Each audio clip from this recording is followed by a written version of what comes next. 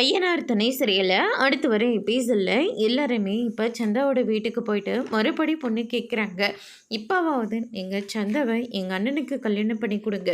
எங்கள் அண்ணன் ரொம்ப நல்லாவே சந்தானியை ரொம்ப ரொம்ப நல்லா பார்த்துக்கோ, நம்பி கொடுக்கலாம் அப்படின்ற மாதிரி சொல்லிடுறாங்க. வேறு வழி இல்லாமல் சந்தாவை சேரனுக்கே கொடுக்க சம்மதம் சொல்லிடுறாங்க. வர வியாழனில் அடுத்த வியாழனில் நம்ம நிச்சயதார்த்தம் வச்சுக்கலாம். கல்யாணத்தை நீங்கள் தான் பண்ணி ஆகணும். அதனால் நீங்கள் சென்னையில் வச்சுக்கிட்டாலையும் சரி, இல்லை இதே ஊரில் வச்சுக்கிட்டாலையும் சரி அப்படின்ற மாதிரி சொல்லிடுறாங்க.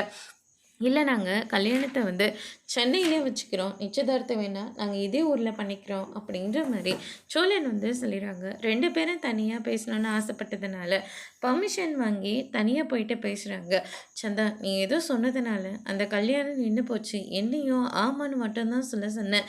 அப்படி என்ன விஷயம் சொன்னதுனால கல்யாணம் நின்றுச்சு, எனக்கு ஒன்றுமே புரியல. ஏதோ கண்காணாத இடத்துல கண்ணு கட்டி விட்ட மாதிரி இருக்குது அப்படின்ற மாதிரியெல்லாம் நம்ம சேரன் சொல்லிட்டு இருக்காங்க. ஏன் உங்களுக்கு தெரியாதா இந்த நேரத்தில் என்ன நடந்ததுன்னு?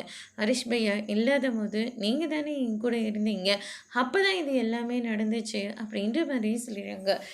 அப்படி ஒன்று நடந்த மாதிரி என் நினைவில் ஒன்றுமே இல்லையே அப்படின்ற மாதிரி சொல்லிடுறாங்க. என்னங்க பயந்துட்டிங்களா?